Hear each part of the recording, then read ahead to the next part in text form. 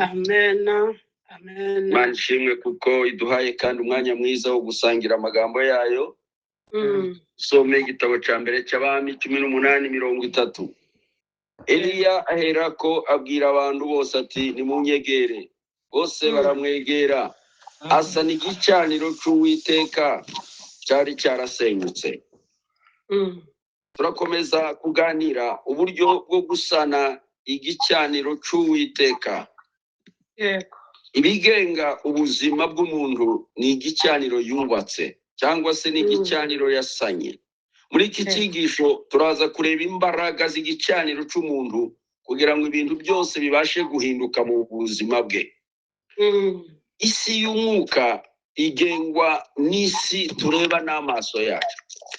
Isi y'umwuka niyigenga iyi tubona. Isoma Itangiriro igice cya mbere umurongo wa mbere haravuga ngo mbere na mbere Imana yaremye ijuru n'isi. Hariya birakwereka Imana yabanje kurema ijuru ibona kurema isi. Nukwereka ko ibyo ubona mu isi none birasa byabayeho mu ijuru. Urabona na Yesu asenga yaravugaga ngo data musabe muvuge ngo utuhe ibyo ubuzima dufite, uduhe ibyo ubona mu ijuru biduhe natwe hano mu isi. Nukuvuga ngo ibintu bibanza mu ijuru bikamanuka. Iyo tubatse ibintu byo mu ijuru ibyo mu isi biragora. Iyo ubuzima bwawe budafitanye isano n'ijuru mu isi ugira ingorane. Icyo gituma umuntu agomba kwiga guhindura imibereho ye y'ijuru, none ibyo mu isi bigahita bihinduka nabyo bikurikiraho. Igicaniro cyawe cyo mu isi, igicaniro cyawe ufite none cyo mu ijuru nicyo kigenga igicaniro cyo mu isi. Ubuzima bwa kiroho nibwo bwubaka ubuzima bwo mu buryo bubiri busanzwe. Bibiliya izivuga hariya mu Byahishuwe 5:10, Imana yateguriye umuntu ufitanye isano n'ijuru kwima no gutegeka no kuba umutwara. Hariya biravuga ngo ubahindurira kuba abami n'abatambyi kandi bakazima mu isi. Niyo ntego y'Imana.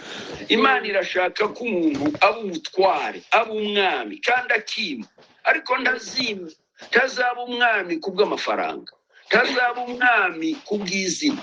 Azatwara kubera imbaraga z'igicaniro kimucyanyemo, kubera kibuga cy'igicaniro yateguye yasanye mu buzima bwe. Akunde agire urugo ruzima, urugo rwiwe, imirimo yiwe, umuhamagaro wiwe. Mbese ibyo azagerageza gukora byose bizaza bihabwa imbaraga n'igicaniro yasanye. Ushobora kuvuga ngo igicaniro ni irembo ryawe mu isi y'umwuka. Aho ugeze hose nka kurya twari ko tubivuga ejo, ukagenda na cya gicaniro. Yakobo yagendanye n'icyo gicaniro ateza imbere umuryango kwa Labani. Yagendanye igicaniro, ahageze mu rugo rwa Labani urugo rurazamuka, inka ziraba, amatungo aragwira.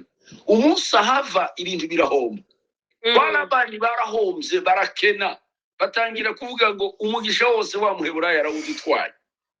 Yosefu ageze kubera ko yagendana igicaniro, yageze kwa Potifari ngo ibintu byose bigendana n'imirima n'abakozi n'umuryango n'amatungo. Kwa Potifari baba bakire. Kwa Potifari ngo barahirwa cyane. Kubera iki? Yaragendanaga igicaniro. 12 umurongo wa 7 z'Itangiriro hazavuga ngo Uwiteka abonekera Aburamu aramubwira ati urubyaro rwawe nzaruha umugisha.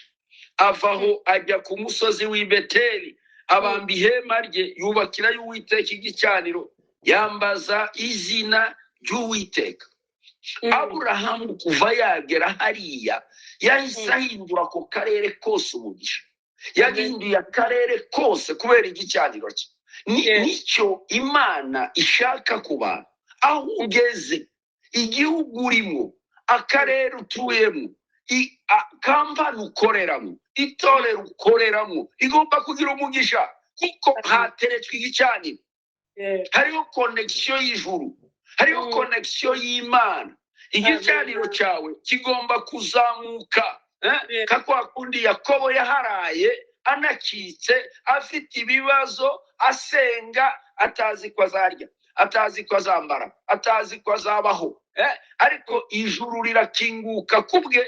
Harya yaryamye abona igicaniro ngo abone urwego ruzamuka, kuko yaraye mu karere kagasani, mu karere kahawe umugisha n'Imana.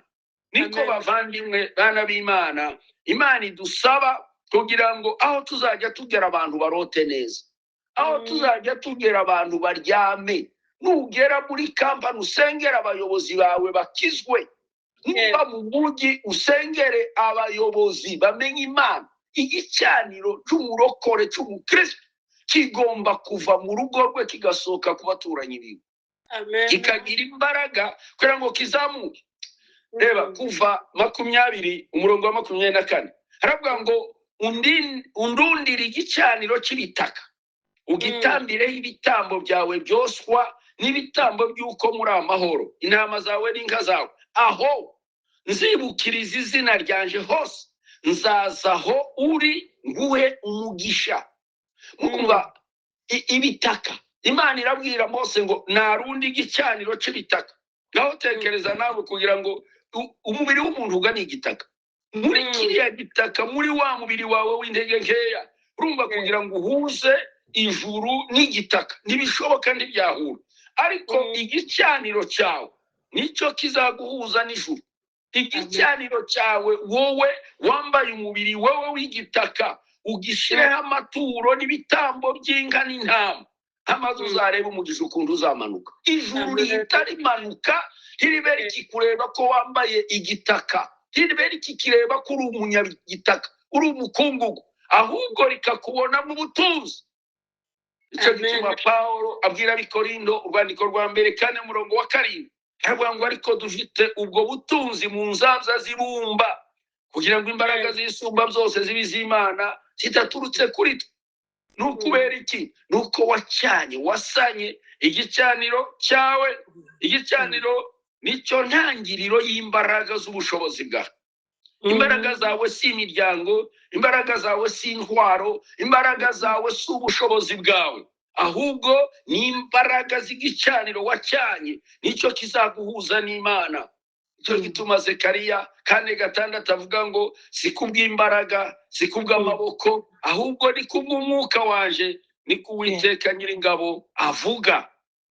Ijambo ry'Imana riza ritwereka uriya muntu w'Imana Samuel yakoze imirimo ikomeye cyane, murabizi nk'umuntu Imana yahamagaye akiri mutoya, ariko biza bivuga ngo yakoreye mu migi 3, ngo yeza agacuraga ni Beteli n'Igirugari n'Imisipa, akira Abisirayeli imanza.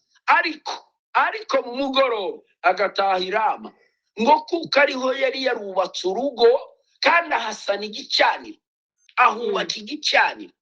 Ubuzima bw'umukristo bugomba gucuragana hirya hino, ariko nimugoroba agataha ku gicaniro. Ntukaryame utageze ku gicaniro cyawe i Rama. Niho kuri connection, niho hakongerera imbaraga, niho usubirayo kuvoma. N'ubu ngubu tuba turi hano gutya, urabona ubu ngubu uyu mwanya dutarama, tugasenga, tukaririmba, tukagira gutya. Iyo udafite igicaniro uhore ucatsa ntiwabishobora.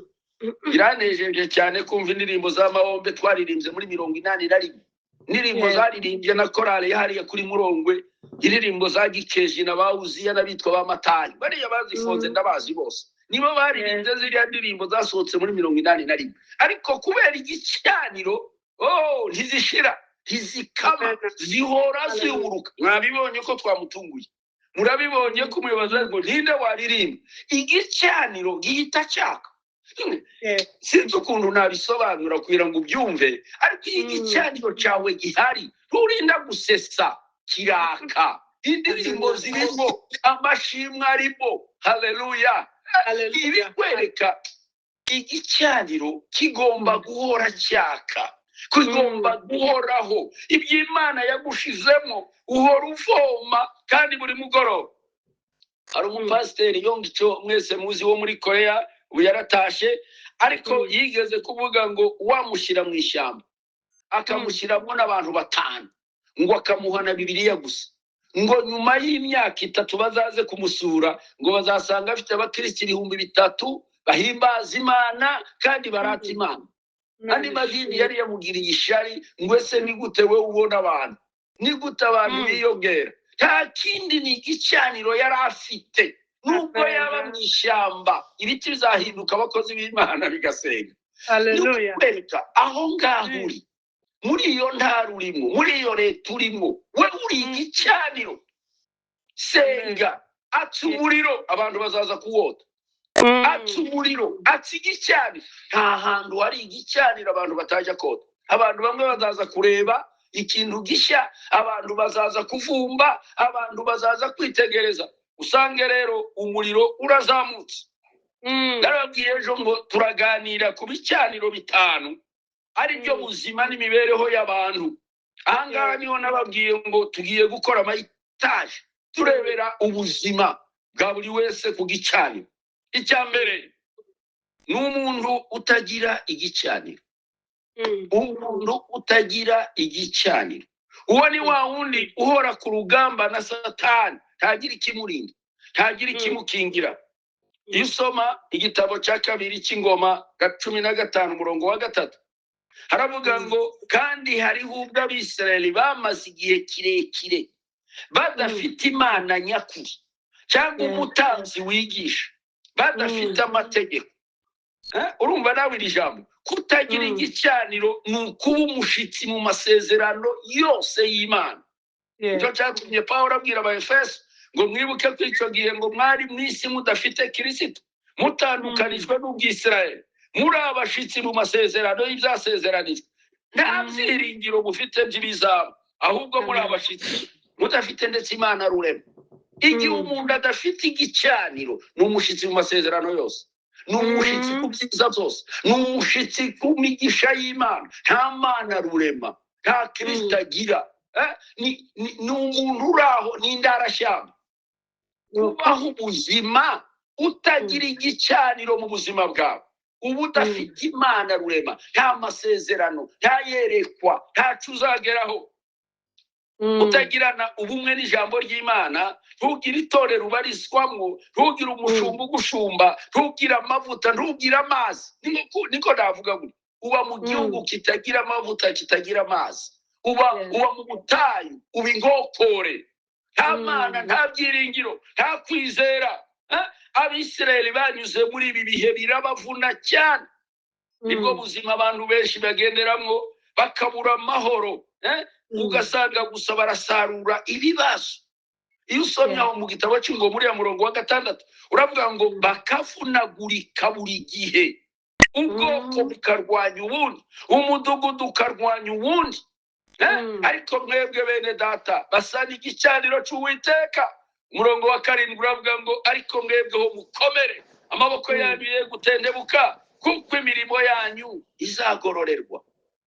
Igicaniro aho cyazimye, aho kitari bavandimwe, yo hari ingorane. Hari itorero nzi rwose vuba cyane muri iyi minsi mu gihugu kimwe hano duturanye, itorero ryagize intambara zanga umushumba, iramwirukana, aramena, agenda inzira bwije, yambuka ibihugu, yambuka imipaka nijoro, ararorongotana. N'ubu ngubu ari muri ibyo bihugu byo hanze.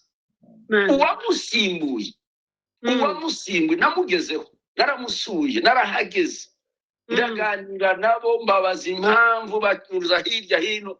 Nyuma y'umwaka umwe wa mushumba arapfa. Wa wundi wasimbuye uwo nguwo birukanye ahita apfa uburyo butunguranye. Bahita wari umwungirije barasibuka, umunsi baganduka bahita basengera uwari umwungirije. Wari umwungirije afata urugendo rw'ivugabutumwa. Ayo ni amakuru mfite y'ukuri. Wari umwungirije ajya ahantu ngo agiye gusengera abapasiteri nabo, akigera mu nzira akora impanuka arapfa, n'uwari umwungirije nawe arapfa. Ngaho nyumvira ibyo bibazo. Mu mwaka umwe abashumba barenga 3 bakuru guhita bapfa. Havuye kuki? Intandaro ntiharya igicaniro cyarasenyutse. nta gicaniro bagifite, cyarazimye. N'uyu munsi ko barahuzagurika, n'uyu munsi bararyana, n'uyu munsi ntibazi ninde ushobora kandi guhagarara aho hantu. Igicaniro cyawe muvandimwe nikibura, hazabaho guhuzagurika, hazabaho kuvunagurana, hazabaho kuryana. Nibo ba bantu ubona bahora mu ntambara buri munsi. Hindura, shaka igicaniro cyawe. Igicaniro cya kabiri ni igicaniro cyasenyutse. Icyo kiki cyane niyo titre yane twakunze kuvuga. Ni igihe ibyo wihuje nabyo bikagutandukanya n'Imana. Hariya mu gihe cya Eliya na ba Ahabu bari barihuje na Baali, bafata izindi nyigisho zitari iz'Imana, bituma igicaniro cyabo gisenyuka. Ntibakorera Imana, ntibatangira Imana icya cumi, ntibakorera Imana, ntibafasha abakene, ntibafasha imfubyi, ntibafasha abapfakazi, ntibasenga. Bituma gusa bireba imirimo yabo. Igicaniro cyabo kiba kirasenyutse, kiba kirangiritse, abasigara gusa ari abafana b'idini. Abantu bunini ibicaniro byarasenyutse, basigaye ari abafana. Ku cyumweru barasenga, abandi ku isabato barasenga, ariko n'abafana, n'abogeza, ariko ntabwo ari abakinnyi kuri tere. Nta gicaniro, nta Mana rurema, yarasenyutse. Nta mirimo gikora ya mbere, ibintu byose byarahagaze, ariko ni umufana, arashyigikira, arumva kuko arimo. Cyo gituma Eliya yavuze ngo asa n'igicaniro cy'Uwiteka cyari cyarasenyutse. Aba bantu igicaniro cyasenyutse ni abantu bihuje n'inyigisho z'ubuyobe. Baragenda basa n'igicaniro cy'umubi, bigisha ko nta gukorera Imana, nta gusenga, nta kwirushya. Nibo babandi cyane wumva binjira mu buntu, nibarya binjira muri prosperity, niba abandi binjira mu butunzi. Imana nimba yaratugize twarakijijwe, tugomba gutunga, tugomba kuzamuka, ntitugomba kurwara. Ariko nibagirwa ko Elisa yarwaye akanapfa. Iyo ndwara yarwaye akaba ari inamwica. Imana, umubiri wawe ugiye uhuye n'ibidukikije bibi, uhuye na malaria, ntabwo ari igihano, ntabwo ari icyaha. No, n'umubiri ni kumera. Ukandagiye ku butaka ntabwo ugendera mu kirere. Igicaniro cyasenyutse gizanwa n'inyigisho mbi. Abantu bagotomera, bakava ku ijambo rizima, bakareka ijambo ry'Imana, bagasenya ibicaniro byabo. Icyo gihe umwanzi arabashigikira cyane, abaha imbaraga, abongerera umwete n'umurafu, ukagira ngo none baragenda. Pawulo yaravuze ngo bakagira ishusho yo kwera, ariko bahakana imbaraga zabo. Sana igicaniro cyawe muvandimwe. Igicaniro cyarasenyutse. Igihe ubona bwose utakigendera muri sene doctrine, mu nyigisho nzima. Hari abantu benshi babivuga, bakavuga ngo inyigisho za kera, inyigisho z'abakajabika n'abamwungura n'abandakari, nizo zarashaje ntizigezweho. Ijambo ry'Imana uko ryari riri ejo niko riri none kandi niko rizahora, ntirihinduka. Nta bundi busobanuro, waba Afurika waba Australia, ntabwo bishoboka. Barabitubwiye ubushize, mushumba wacu Revera yarabitubwiye. Abantu aho bamubwira ngo ibyo ni ibya ruguru. Ibya ruguru bihe ni mu ijambo.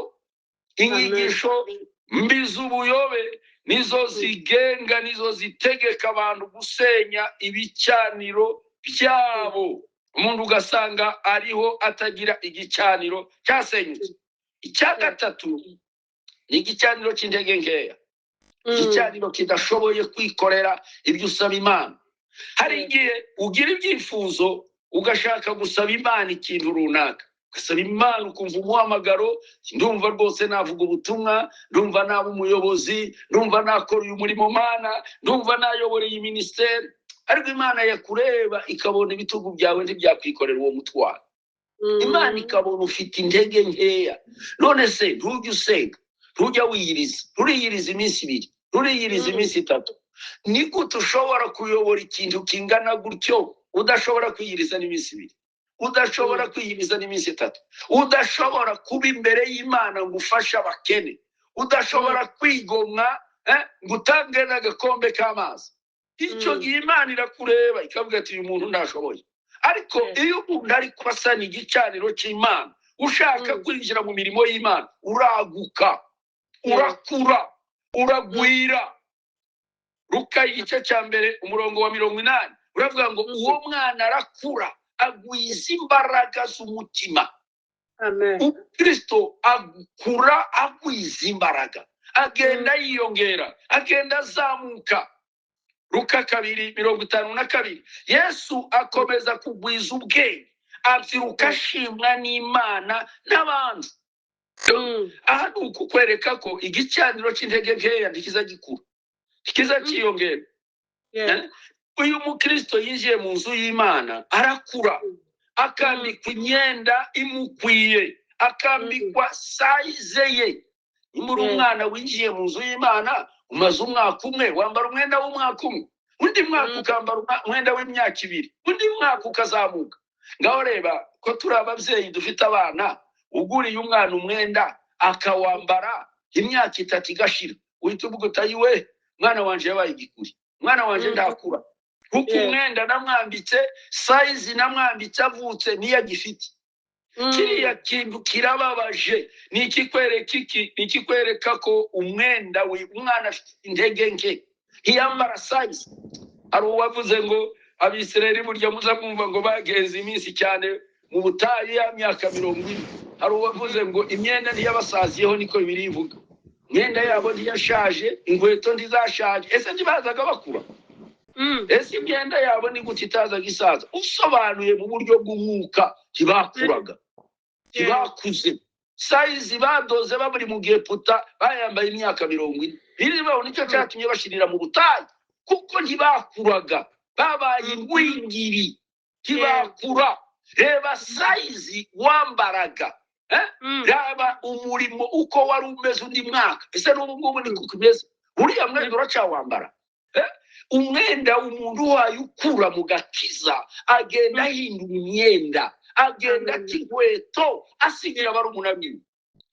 Ariko wowe umwenda watoze wa 1.5 n'igice n'ubu ngubu uracari yayindi, n'ubu baracakudodera wa wundi. None surumva urumva bwarageze guhindura. Watangiye utura amafaranga 100, n'ubu ngubu ni yayandi. Imyaka 5 ugitanga $10. Wowe ntutukura, wowe ntujugwira, ugwiza imbaraga, zamuka, hindura. Narababwiye ngo igicaniro ni systeme wiyubakamo, ni uburyo bw'imiterere yawe uhindura. Nimba uyu mwaka waturaga $5, vuga ngo uyu mwaka azatanga 10. Hora ntanga inoti ya 500, ndahinduye zatanga 10, ko ndakura. Tanga 1000, tanga 2, tanga 5. Twebwe muri Afrika cyangwa hano mu Rwanda nibibe akamenyero nukuvuga ngo waragwingiye, ntujye ukura. Igicaniro cyawe ntigikura, cyagize intege nkeya. Wamara ugatega amaboko ngo kurasaba Imana, Imana ikakureba rwose ikabona urabikwiye, ariko intege nkeya zawe ntabwo wabyikorera. Umwana iyo ashaka kwikorera ijerekani y'amazi umutangirira ku karitiro 1, agasubira kuri 5, agakura akagera ku 10, agakura akagera kuri 20, akagera afata amajerekani 2, akageraho yikorera n'3. Kubera ari gukura, ari kugwiza imbaraga. Kura, menya ibikwiriye gukorerwa mu nzu y'Imana, ukaba umushitsi ku masezerano y'Imana n'ikorerwa mu nzu y'Imana. Kura. Iyo usoma mu buhanuzi bwa Ezekiel, hariho marayika ushinzwe kugenda pima. Muzasome ya Ezekiel 47. Abamarayika barahari bashinzwe gupima ingero, bagenda bapima uburebure, bagapima ubujyepfo, bagapima ikijyaruguru, bakahora bagupima. Baza kukudodera ikanzu bagasanga ntukura, bagahota ikanzu bagusigiye undi mwaka niryo ugifite. Urusengero rudakura, ruhora muri za metero, rutaguka. Ni ukubera iki gicaniro n'ikijyantege nkeya. Kura. Abamarayika baraje. Icyo gituma hariya yavuze Yobu ngo henga mpagarare ku minzani ireshya, ngo ngira ngo ndebe ku biro byanje bitatakaye. Zureba iyo ureba umwana ugahora umujyana kwa muganga, bashika bapima ibiro bagasanga ntibigiyongera. Umwana wo kuzamuka kwaramanuka, amaze kuja munsi y'umurongo w'umutuku. Yarwaye bwaki. umuntu muzima wumva ijambo ry'Imana ntakure ntahinduke. Twigishwa buri gihe cyose kwishyira hamwe no kugira ikintu twakora, ariko wowe ukaba umushyitsi muri byo, ugasa nawe udahaye wumva. Ni ukukwereka iki? Level yawe yo gukura iracyari hasi. Zamuka, kura, uhindura ikanzu, uhindura inkweto, uhindura imikorere, kuko ugomba kuzamuka ukagera mu rwego. Haleluya. Haleluya. Nibutse Pastor Rick Warren yaratubwiye umunsi umwe ngo atangiye gukorera Imana imuhamagaye. Ari aho ngaho muri Amerika itorero rya Saddleback. Yaratubwiye ngo Saddleback. Yaratubwiye ngo agitangira gukorera Imana ngo yize gutanga icyacu. Aratanga ngo asanga ntaho bihaye bigenda. Aravuga ngo reka atange 9 ku 10. Asigarane 1 ku 10. Ngo abikoze ngo Imana ikuba ibintu byiwe inshuro 1000. Yagezaho atanga n'abakirisitu. Ngo hari undi muvandimwe wamutangira itorero ku ruhande, ariko ngo ahebura abantu. Umunsi umwe ngo aravuga ngo ariko ko natanze amafaranga ntange ibintu, ngo reka ntange n'abantu. Ahamagara abakristo arababwira ngo nimba munyemereye mureke mbagira 10, dufatemo 1 mu 10 muri muje gutangiza umurimo mufasha uriya mugabo, dore yabuze abantu. Tekereza muri urwo rwego umupastor atanga abakristo bw'icyacu, wowe utashobora no kuzamuka ngo icyo gicaniro cyawe gifite intege nkeya. Igicaniro cya 4 ni igicaniro gishobora kwandura, ni igicaniro cyanduye. Ni mu gihe utangira neza ukaza kwivanga n'isi, igicaniro kikandura, ingaruka zigatangira kwinjira. Kubera iki? Ko wabererekeye Satani. Ubundi Satani nta mubiri agira. Satani ni umuyaga. Sinavuga ngo ni umwuka. Satani ni esprit, ni umuyaga. Iyo ubereretse akantu gatoya gusa, Satani ahita yinjiramo. Satani ntabwo ashobora gusunika idirisha rikinze, ntabwo ashobora gusunika urugi, ahubwo aracunga. Petero yaravuze ngo azerera nk'intare, azunguruka ashaka uwo yaconjomera. Ni ukuvuga ngo ni umuyaga uba hafi kureba aho waberereka, kureba impamvu ntoya washiraho agahita yinjira. Akaryango gato kanyuramo n'umuyaga, si ngombwa kukingura urugi rwawe rwose. Umubi azahita asesera, akwiringiza ibintu bidashoboka, atangire kukubwira kurahura umuriro w'igishitsi. Reba abana b'abatambyi, reba abana ba Aroni umutambyi mukuru Imana yahamagaye yishyiriyeho. Abahungu biwe bakuranye nawe, Abalewi igice cya 10 umurongo wa 1. Nadabu na Abihu bazana umuriro w'igishitsi, bazana umuriro utarateganyijwe, batangira kuzana ibitazwi, inyigisho z'ubuyobe, bazana imyizerere mishya, bazana inyigisho z'ubuyobe. Nta kindi cyabaye kuri bo, habaye sirikwi. Umuriro uva mu ijuru urabakubita, urabatwika, barapfa. Mana ibwira Mose ngo ntimubaririre, ntimubashingure nk'abandi, mubakurure byagira ubakora, mugende muje gushingura. Niko abantu benshi bicaniro byamaze kwandura, kuko bazanye umuriro w'igishitsi. Uko uzamuka hejuru ni kugenda witaza abandi ukabasiga. Ariko uko uzamuka mu cyubahiro, bavandimwe, reka kurahura umuriro w'igishitsi. Zamuka na wa muriro wawe. Abantu nibakuzamura, zamukana nabo. Abantu nibakubwira, zamukana nabo. Naho uzamuka ukabasiga, bazakurekura. Niba kurekura uzahanuka, kandi guhanuka kwawe kuzaba kunini. Niba bagufite, niba baguteretse, niba bakuzamura. Ziri nyigisho cyane nkunda kwigisha abashumba, ariko twese turabakozi b'Imana kuzumva. Imana nimikuzamuye, zamukana nabo. Salomo Imana yaramuzamuye cyane mu cyubahiro, mu butunzi, ariko aza kwihuza n'abagore ngo bamuhindura umutima. Ibye byose igenda nabi. Imana irashaka ko ugira imbaraga ku gicaniro cyawe. Igicaniro cyawe ntucanduze, uramenye. Tuza gusoma uriya mutambyi Yosuwa, hariya tuza gusoma mu gitabo cya Zekariya. Igihe yari ko ari umutambyi ahagaze imbere y'Imana, Satani ahita aza kumurega, ahita amuhagarara iruhande. Hagati ni ibiki? Marayika ateze ni ibiki? Undi ati ndi kurega Yosuwa, uyu mupagani, uyu munyabyaha ko muramurekera hano gute? undi ati we tuzi ko yari impunzi, hari umuntu usuhutse, hari umuntu wari waragiye amateka none Imana iramutugaruriye, ari umutanga. Undi atomba sha ngaho reba imyenda yambaye. Marayika ngo kebuka biracitse. Yosuwa we iyo ni imyenda nyabaki wambaye, ngo nimukure iyo myenda. Yari yarambaye umwenda mubi. Menya iyi myaka 10 tumaze y'ibibazo y'intambara mu gihugu cyacu, uramenye ntuzatahana umwenda wanduye.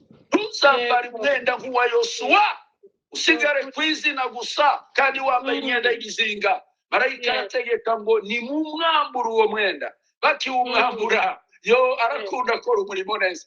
Muri Bibiliya yaravuze ngo nukwiyambura iyo myambaro mibi Yesu akwambikiye y'ubukwe. Hari imyenda y'umutanzi, hari imyenda y'abakristo, hari imyenda tugomba kwambara ku gicaniro cyacu. Iyo niyo itazadukoza isoni kuri wa munsi. Igicaniro cya gatanu cyangwa se ubuzima bwa gatanu ni igicaniro gishobora kurekwa, ni igicaniro cyazimye, ni igicaniro wataye. Guhararuka cyangwa se guhurwa n'ibyo watangiriyeho, kuzimya no kureka burundu ibyo watangiriyeho, ukabivamo, ukabyanga, bigahinduka ibindi. Ubu ni ubuzima n'imibereho y'abantu benshi basubiye inyuma, babivuyemo, barabiretse. Ubushize nabajije, hari umuntu wambwiye ngo babajije Eliya ndi ku nkiko hari i Burundi, yitabye Imana hambere. Bamubaza ukuntu yahagurukanye amavuta agasaza afite imyaka 90, amavuta akiri yose. Ngo arabasubiza ngo narinze amavuta yaje ngo atagwa mu isazi. Narinze amavuta Imana yampaye ngo narinde isazi. Igihe cyose muvandimwe ushaka ko igicaniro cyawe gihoraho, uzirinda. Pawulo niho yavuze ngo narwanye intambara nziza, ndangije urugendo, naziganye ibyo kwizera, nazigamye sene doctrine. Muvandimwe, igicaniro cyawe kubera ikukireka, kubera iki kizima, kubera iki gishira. Abalewi 6 umurongo hari wa 5, umuriro ku gicaniro uhore waka ntukagira ubuzima. Umutanzi aza yongeramo inkwi, ongera imbaraga, shiramwo agatege. Reka gucika intege muntu w'Imana. Ijambo ry'Imana iratubwira neza ko ijambo ry'Imana ritwereka hari abakozi b'Imana bose bagiye barangiza neza, n'abarinze amavuta yabo, n'abakomeje urukundo rwabo rwa mbere. Icyo kizatuma igicaniro cyawe gikomeza kubaho. Subira ku mirimo yawe ya mbere. Uzamwumva mukristo ageze kuri rya rembo ngo wa mugabo ntabwenge ngo bamabajije urwandiko rw'agatanga ka mbere. Aho watangiriye, uko wazamutse, ureke kuzaza ucuragana uhindura insengero. Ukubisa hanone ejo ukubisa hariya, wasengeye aha ejo wasengeye aha. Wewe aho bahamagaye indura ivuze niho wirukira. None si urumva muvandimwe, igicaniro cyawe urumva ko kikimeze gute? Igicaniro cyawe nticyaretswe, uracyari muri bya bindi. Reka nguhe inama, umaze kumva uruhande uherereyemo muri biriya bicaniro bitanu. Reka nguhe inama za Bibiliya. Bibiliya igufitiye ibicaniro byoroshe wakoresha. Icyambere, igicaniro cy'Ikalivari, igicaniro cy'Igorigota. Gusa ni igicaniro cy'Igorigota. Imibanire yawe na Kristo, uko umuzi, uko mubanye, uko mukorana, ukavugurura igicaniro cy'imibanire yawe n'Imana, ukezwa, ugasoma ijambo ry'Imana. Nimba Kristo atari we nkingi wubakiyeho ku gicaniro, kizasenyuka. Ntugakurikire gusa aho bakora ibitangaza, ahubwo reba ukora ibitangaza uko ameze. Ese ni umuntu wageze i Golgotha? Ese ni umuntu wageze i Kalivari? Ni umuntu ufite ikihe gicaniro? Reba, hano iwacu mu Rwanda tugira abitwa abarangi, bakorana n'iyindi miyaga n'imyuka mibi, kandi bashobora gusengera n'abantu bagakira. Ariko reba uwo muntu ukiza abantu ninde? Afitanye isano ni Golgotha. Igicaniro cy'Igorigota cy'Ikalivari ugomba kugisana, ukavugurura ubumwe bwawe na Kristo, akaba ari we wubakaho, akaba ari ukurikira wenyine. Ufite ubugingo wese nk'uko ijambo ry'Imana rivuga, n'uwemera Yesu kuko ari umwana w'Imana, ukamenya ibi, ukamenya Yesu wari we urinde muri Kristo Yesu. Yarazuye ubwo nari mfuye nzize ibicumuro n'ibyaha.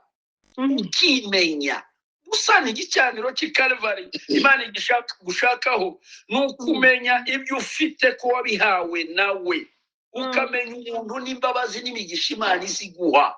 Ntabwo ari ibyawe, urijera, uri ekonome, urubaka ubwami bw'Imana. Hari ikindi gihe nenda tuzaganira kingdom economy, kubaka ubwami bw'Imana kubw'umutungo Imana yaduhaye. Ukamenya icyo ufite ukwiye gukora muri Kristo Yesu. Imana waha ibyo waragijwe wabikoresha gute mu nzu y'Imana. Ubugingo buhoraho buduha kuramba, ntabwo ari makeup iduha ubugingo buhoraho, ntabwo ari ibyo dutira hanze. Oya, kumenya Yesu. Yesaya 40:28 ndahibitse aravuga ngo mbese ndi wari wabimenya, ese nurabyumva? Imana ihora Uwiteka umuremyi w'impera y'isi, ntarambirwa, ntaruha, ubwenge bwayo ntiburondoreka. Niyo iha intege abarambi kandi utibashije mwongera mu imbaraga. Muri Kristo igicaniro cy'Ikalvari kidusubiza mu imbaraga nshya. Abantu ubwo waba ushaje ukomeza kwiyumva mu imbaraga. Icyo gituma Abaroma 8:11 haravuga ngo ariko niba umwuka w'Yesuye Yesu aba muri mwe, iyazuye Kristo Yesu izazura n'imibiri yanyipfa kubw'umwuka wayo uba muri mwe. Shyira Yesu ku rufatiro, banza Yesu mu buzima bwawe. Msingi bora ni Yesu, nijiwe kuu kabisa. Tusipojenga juu yake kazi zetu zitapungukiwa. Jenga juu ya Yesu. Yesu niwe rufatiro, Yesu niwe tugomba guhagararaho. Msingi bora ni Yesu. Zaburi 103:5 ravuga ngo agahaza ubusaza bwawe ibyiza, agatuma usubira mu busore bushya bumeze nk'ubw'ikizu.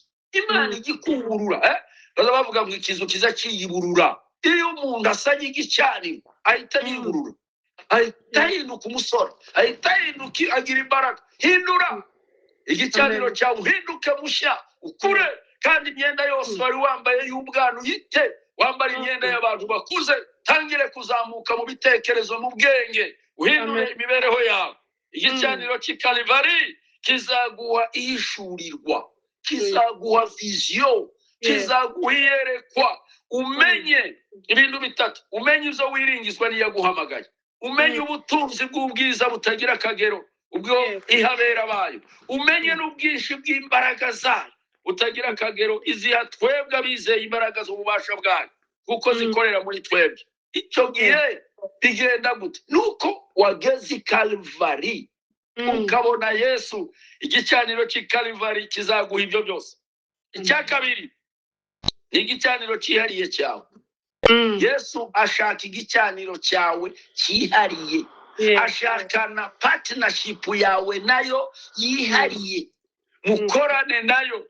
Iyo umaze kubaka ubumwe na Kristo, wubaka ubumwe bwawe bwihariye nayo. Igicaniro cyawe kikaba mobile, ukakigendana, ukakizindukana, ukakiryamana, ukakibyukana. Harabagira igicaniro cy'igicure, kiza gipfuba, yagera ahantu kigapfa, yagera ahandi kigakanguka. Yarazindutse kirapfuye, arazindukurutse kirakangutse. Cyabaye igicaniro cy'igicure, akagira urushako rw'igicure, akagira ubuzima bw'igicure, bihora bicumbagurika, bigenda bikikagurika, zabaye udupupuri, biragwa bikazuka. Igicaniro nka bene icyo ngicyo muvandimwe, nuko nta gicaniro cyawugira cyihariye. Icyo cyatumye Yakobo agira igicaniro cyiwe wenyine. Umunsi ataha avuye iriya kwa nyirarume ashoreye inka n'abantu, Bibiliya iravuga ngo abambutsa wa mugezi. Amaze kubambutsa ngo yambutsa n'ibyo afite byose, arasigara wenyine. Harya yasigaye asana igicaniro cyihariye, aje imbere y'Imana, arihana, aricuza, asaba Imana imbabazi. Ndagarutse muri iki gihugu nahemukiyemo, Mana we mbabarira, nambuye mwene data. Marayika itaza uwo mwanya aramusanga. Biravuga ngo barakirana bigera mu museke. Tekereza, yabaye wenyine. Birivuga ngo marayika mukora mu nyonga y'itako ngo aracumbagira, abisirayeli ngo ntibazabarya umutsi w'itako ngo kuko bibuka intambara ya Yakobo yagiranye na marayika uwo munsi. Ese wari wahura na marayika aho wiherereye uganira n'Imana yawe? Sana igicaniro cyawe cyiyariye. Ntukiringira amasengesho y'abandi, ntukiringira amasengesho ngo ba pasiteri baransengera, ngo ababyeyi baransengera. Wowe ubwawe paziya limepasuka, nta mwenda ukingiriza hera ubwihari. Injira kubwo bwoko bw'ubwami n'ubutambyi n'abantu bera Imana yirongeye kugira ngo igire. Haguruka ubwawe. Ubundi bavuga, hari umuntu uzi uca umugani wavuze ngo abana 20 bavukana ntibabana imyaka 20. Abana 20 babyarwa n'umugore umwe ntibabana mu nzu imyaka 20. Iyo imyaka 20 igeze, umwe acaha undi agacaha undi agacaha. Mwese murabafite n'abari hano mu Rwanda n'abari Afurika n'abari Amerika ntaba bana. Umwe ukwiye niko n'amasengesho agomba kuba ufite yawe. Twarasenganye tuza twirarana hano dusenga, ariko bwaca umwe agacaha undi agacaha undi agacaha. Cyane igicaniro cyawe, cyane cyawe igicaniro. Ntukajya ugenda wasize igicaniro ngo igicaniro cyanjye kizaba ari uko niba turayabaye. Komeza ugira igicaniro, ugihingane, ukizamukane. Niko na Yesu yakoraga hariya muri Marko, biravuga ngo yajyaga gusenga wenyine yiherereye, agasiga intumwa, akazamuka umusozi akaja ku gicaniro, akaja gusenga Imana. Nta konje, nta breke yo kuba ku gicaniro, nta pozi yaba ku Mana n'ugusenga udasiba. Reka breke. Bazabaririmba baririmbyi wacu ngo ninde waguhaye konje, ninde waguhaye breke? Nta breke ibaho mu Mana. Nta retrete, nta retired ibaho. Turakomeza kugeza twanditswe rya kamba.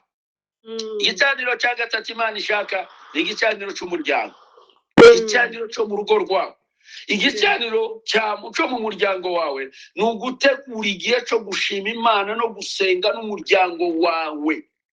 Mukagira ibihe byo kwiyiriza, mukagira ibihe byo kuba imbere y'Imana, mukamenyereza abana inzozi zanyu. Ababyeyi, inzozi zawe abana ntibazazimenya, bazazimenya ari uko wazibabwira, kandi ukazibabwira mu rugero rwabo.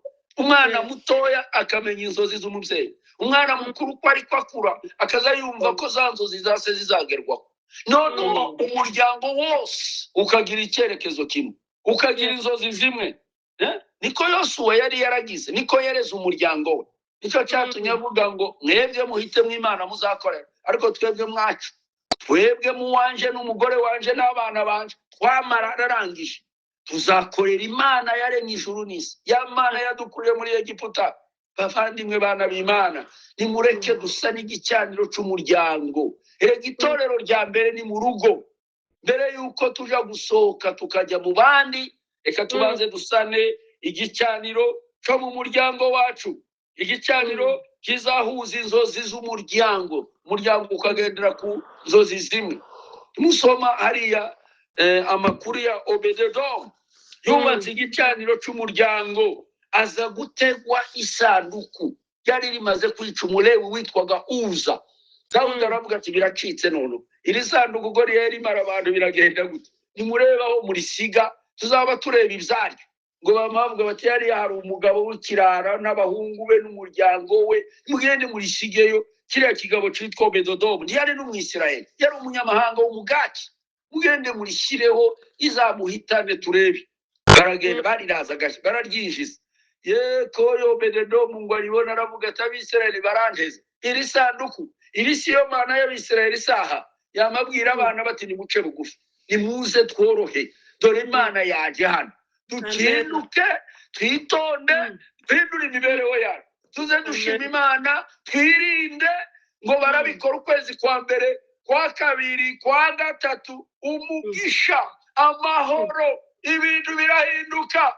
Dawudi ngo yitere hejuru arabaza ati se ya sanduku wa mugabo aracyabaho n'abana be? Baramubwira bati si ukubaho, yagize umugisha, inka ze zarabyaye, abana be barabasinzi baratashye, ibintu byarahindutse. ugeze wiwe ntiwabimenya ati mugende muje kurizana. Nibwo yarizanye arashima, arabyina, arasimbuka, arataraka. Birizibwe ngo yaratarakaga. N'umugisha yari yakuye ku gicaniro cyo kwa Bededo.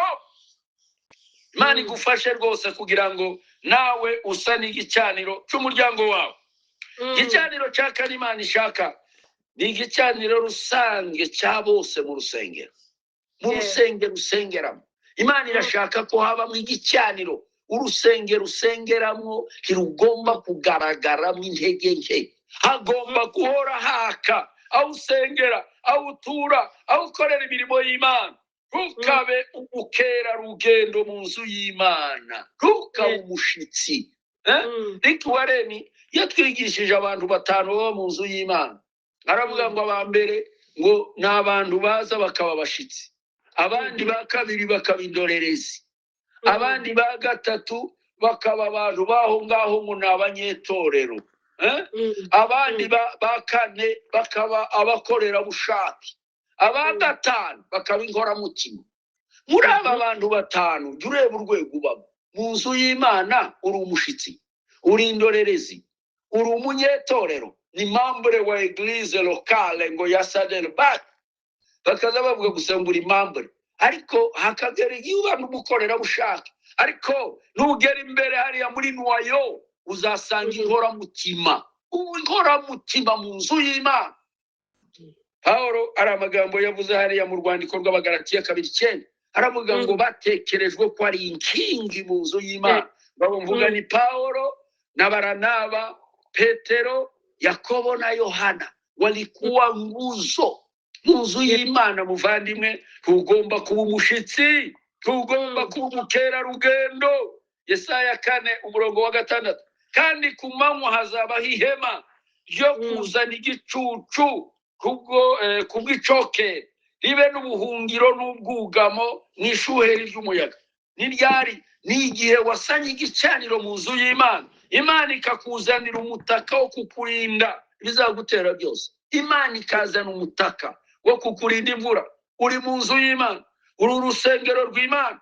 Uzaririmbana na wa muririmbyi wavuze ngo nabaye urusengero rwera, tuwemo n'umwuka w'Imana, sigaye nyoborwa na Yesu mu nzira y'isezerano rye. Hallelujah. Witeka aguha umugisha cyane. Uzumenya aho wakirira umugisha. Ubu urusengero rw'Imana muvandimwe. Ubaka ubwami bw'Imana. Agura ubwami bw'Imana. Sana igicaniro mu nzu y'Imana.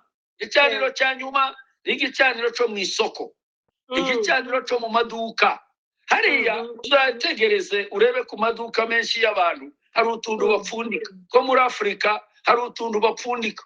N'abandi benshi ugasanga hari utuntu biringiye bashize hariya ku muryango kugira ngo dukurure abantu.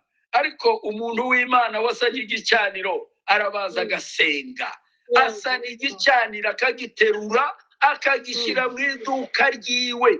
Abantu baza bajya guhaha bakabona ibintu byiwe nibyo byiza. Wamanika imyenda yawe ikaba ariyo myiza. Ibyo ushizeho byose byamaze guhumanurwa. Biri ku gicaniro, birakuzwe, abantu barasunikana binjira mu iduka ryawe. Ugiye ku muturanyi wawe batinjira. Abandi batega biringira ibintu, ariko wiringira Imana ihoraho kuko ufite igicaniro wimuye mu buzima bwawe. Icyo cya kindi twavuze ejo, Daniel yajyanye igicaniro muri office akingura idirisha ryerekeye i Yerusalemu. Abami yakoranye n'abami 4 umwe akavaho, umusimbuye ati nanjye tuzakorana wa. Umusimbuye ati nanjye. Umwe yakubise ndetse ngo kudeta. Nijoro ratera ariyica umwami, ariko yamavuga ati wewe Daniel ntawe umukora, tuzakorana nawe. Aragenda agera igihe cy'abakuru. Muvandimwe mwana w'Imana, ngubwire nte ubuzima bwawe wabwumvise ku gicaniro. Hinduka sana igicaniro cyasenyutse. Amaze ureba Imana ngo izakuzaho. Tegura ikibuga cyawe cyiza, amaze ijuru rigusure, ijuru rikugenderere, ijuru riguha umugisha. hari uko wasanye igicaniro cyawe. Imana ibahe umugisha, Imana ibagirire neza, Imana ibubake, mwubakike nk'amabuye mazima akwiriye mu nzu y'Imana.